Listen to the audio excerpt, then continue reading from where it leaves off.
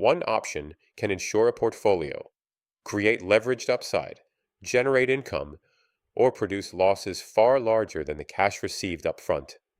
The difference comes down to rights, obligations, timing, and strategy. In this lecture, we will decode calls, puts, spreads, the Greeks, and the hidden risks behind option positions that can look safe until the market moves. Options are one of the most important tools in modern finance because they allow investors and managers to separate different parts of risk and return. A regular stock position gives exposure to both upside and downside. An option can be designed to focus on upside, protect against downside, generate income, or define a specific range of possible outcomes. But options are also dangerous when they are misunderstood. They can reduce risk when they are connected to an existing exposure and sized properly. They can increase risk when they create hidden leverage, large obligations, or exposures that are difficult to monitor. So, our goal in this lecture isn't simply to memorize option names. Our goal is to understand how options work, what rights and obligations they create, how payoffs and profits differ, how strategies are built, how options are valued, and how derivatives fit into risk management. By the end of this lecture, you should be able to look at an option strategy and ask the right questions. What can I gain? What can I lose? What exposure am I creating? What exposure am I reducing? And what could go wrong? Let's begin with the basic language of option contracts. An option is a contract that gives its holder a right. This is the first idea to remember. The option buyer has a right, not an obligation. The option seller, also called the option writer, is on the other side of the contract. The seller receives the option premium, but in exchange accepts an obligation if the option buyer chooses to exercise. Every option is written on something. That something is called the underlying asset. The underlying may be a stock, an exchange-traded fund, an index, a bond, a currency, a commodity, an interest rate, or another financial variable. The strike price is the price at which the option holder may buy or sell the underlying if the option is exercised. The expiration date is the final date of the contract. After expiration, the option no longer has value. The premium is the price of the option. It is paid by the buyer and received by the seller when the position is initiated. There are two basic types of options, calls and puts. A call option gives the holder the right to buy the underlying at the strike price. A put option gives the holder the right to sell the underlying at the strike price. We also distinguish between European and American options. A European option can be exercised only at expiration. An American option can be exercised any time up to and including expiration. Now, every option has two sides. The long side buys the option and has the right to exercise. The short side sells the option and has the obligation if exercise occurs. This buyer versus seller distinction is essential. The buyer pays for flexibility. The seller receives income but accepts a contingent obligation. That is why we must always analyze option positions from both perspectives. Let's now focus on call options. A call option gives the holder the right to buy the underlying asset at the strike price. A call becomes more valuable when the underlying asset price rises, all else equal. Think of a long call as upside participation with limited downside. The buyer pays a premium today. If the underlying price rises enough before expiration, the call can become valuable. If the underlying price doesn't rise enough, the buyer can simply let the option expire. The most the buyer can lose is the premium paid. This is what makes the long call attractive to investors who want upside exposure but don't want to buy the underlying asset directly. It can provide leverage because the initial premium may be much smaller than the cost of purchasing the underlying asset. But that leverage comes with risk. The option can expire worthless if the favorable move doesn't happen in time. Now consider the short call. The seller of a call receives the premium at the beginning. However, the seller is obligated to deliver the underlying if the buyer exercises. This creates a very different risk profile. A short call can look attractive because premium is received immediately. But if the underlying price rises sharply, the short call can generate large losses. The premium is limited, but the potential loss can be very large. This is a key lesson in options. Receiving premium doesn't mean receiving free money. Premium is compensation for taking risk. So, When we analyze a call, we must ask, am I buying upside flexibility or am I selling upside exposure? Am I paying for a right or am I accepting an obligation? The answer changes the entire risk profile of the position. Now let's move to put options. A put option gives the holder the right to sell the underlying asset at the strike price. A put becomes more valuable when the underlying asset price falls, all else equal. The long put is often compared to insurance. If an investor owns an asset and is worried about a decline, buying a put can create downside protection. The put gives the investor the right to sell at the strike price, which can limit exposure to a large drop in the underlying. But insurance has a cost. The put buyer pays a premium. If the unfavorable event doesn't occur, the put may expire unused. That doesn't necessarily mean the put was a mistake. It means the investor paid for protection during a period of uncertainty. A long put can also be used by an investor who doesn't own the underlying and wants bearish exposure. In that case, the put isn't hedging an existing position. Now consider the short put.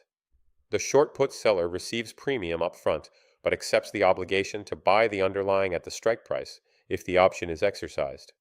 This position can lose money if the underlying price falls substantially. A short put may seem conservative because the seller receives premium, but it can create significant downside exposure. Again, premium is compensation for accepting risk, not a guarantee of profit. So, the long put buys downside protection or bearish exposure.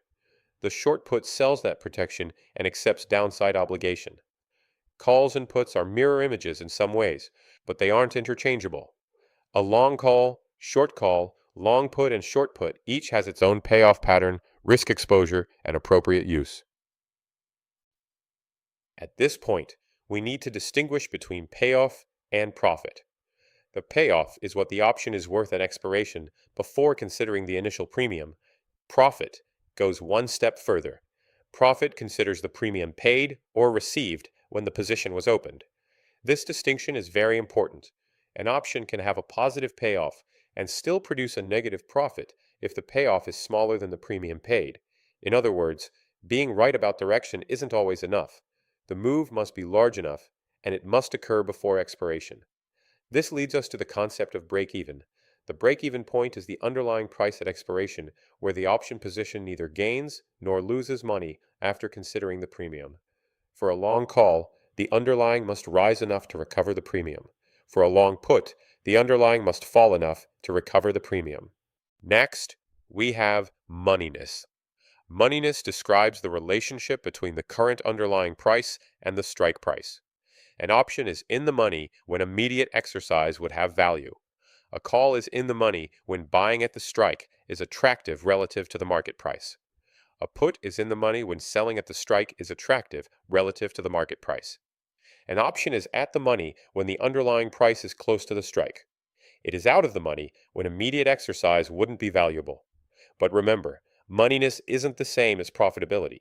An option may be in the money, but still not profitable after considering the premium. Finally, option value can be separated into intrinsic value and time value. Intrinsic value is the immediate exercise value. Time value is the value of uncertainty before expiration. More time and higher expected volatility generally increase the value of optionality because there is more opportunity for a favorable move. Now we can combine options with the underlying asset to create practical investment strategies. The first strategy is the covered call. A covered call combines a long position in the underlying asset with a short call on the same underlying. It is called covered because the investor already owns the asset that may need to be delivered if the call is exercised. The covered call sacrifices upside beyond the strike price in exchange for premium income today. This strategy may be useful when an investor is neutral or moderately bullish and is willing to sell the underlying if the price rises above the strike. The covered call has an important trade-off. The premium provides a partial cushion if the underlying is flat or declines modestly, but it doesn't eliminate downside risk. The investor still owns the underlying, so a large decline can still create a substantial loss. Also, the upside is capped.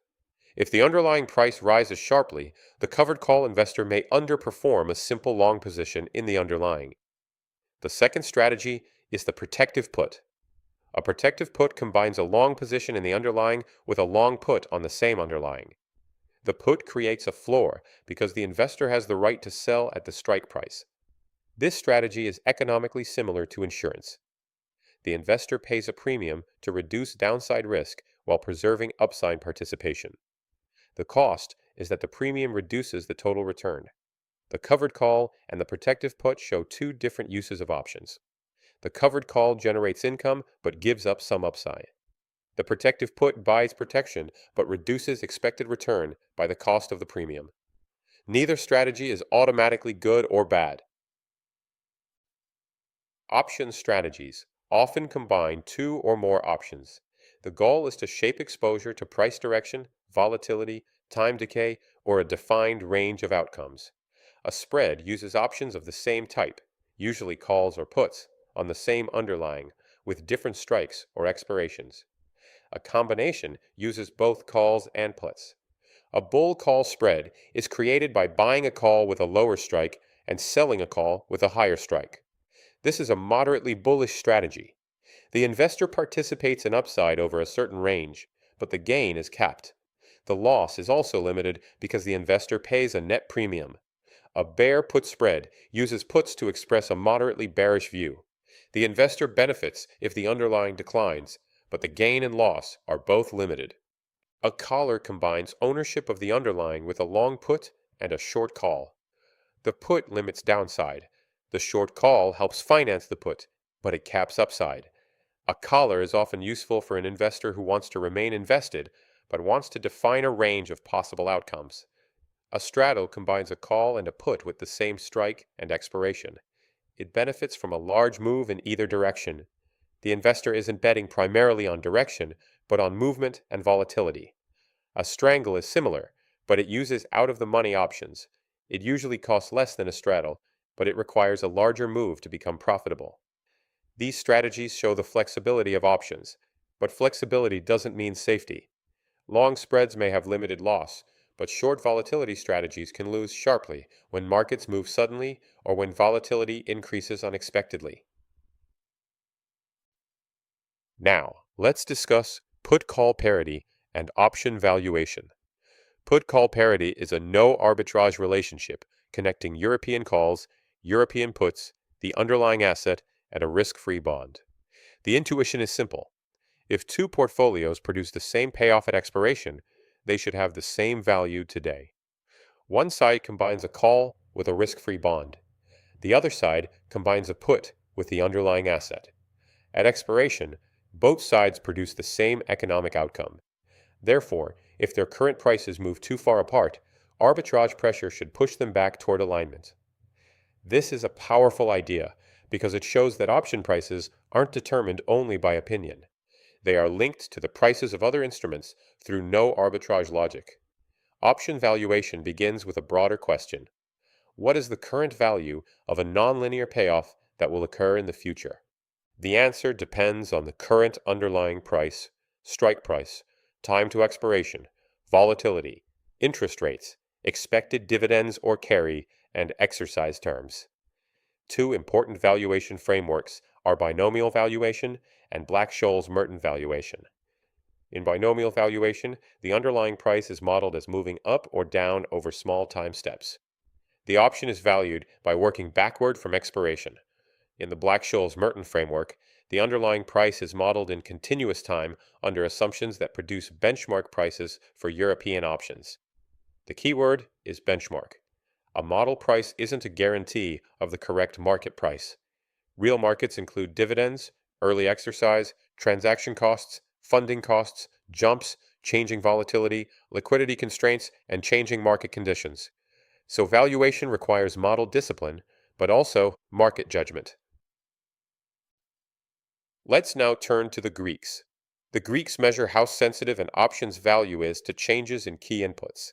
They aren't fixed numbers. They change as the underlying price, volatility, and time to expiration change. Delta measures directional exposure. A position with positive delta tends to gain when the underlying rises and lose when the underlying falls.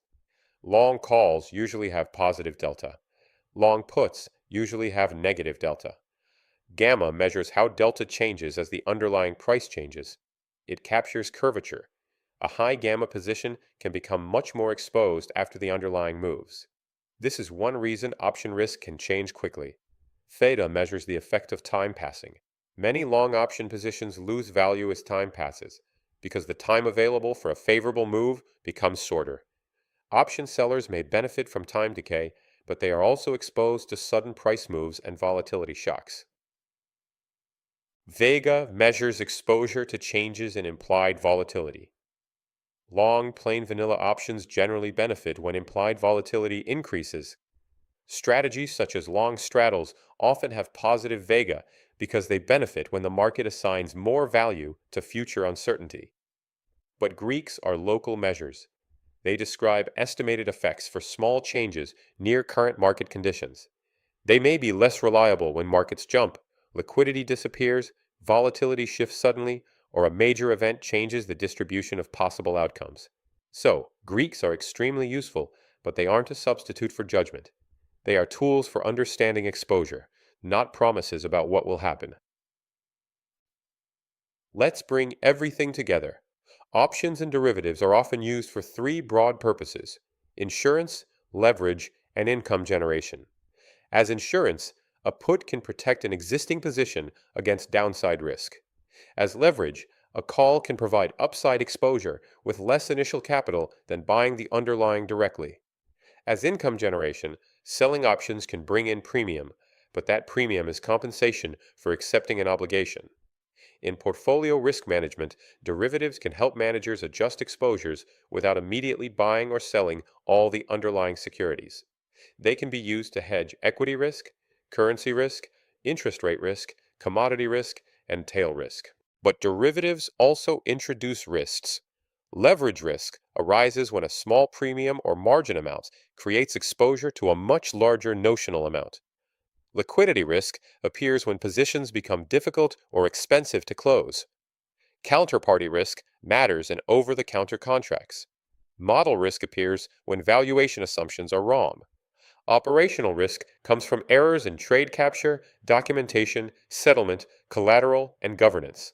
Basis risk arises when the hedge instrument doesn't move perfectly with the exposure being hedged. A derivative reduces risk when it is tied to a clearly identified exposure, sized appropriately, monitored carefully, and supported by liquidity and governance. It increases risk when it creates new exposure, hidden leverage, complexity, or cash obligations that decision makers don't fully understand. Before using derivatives, always ask, what exposure is being hedged or created? What is the maximum loss? How will the position behave under stress? What happens if volatility changes? What liquidity or collateral may be required? And should performance be evaluated on the derivative alone or on the combined portfolio? That is the practical mindset of risk management. Thank you for joining me today. I hope this lecture helped you understand options, derivative strategies, and risk management more clearly.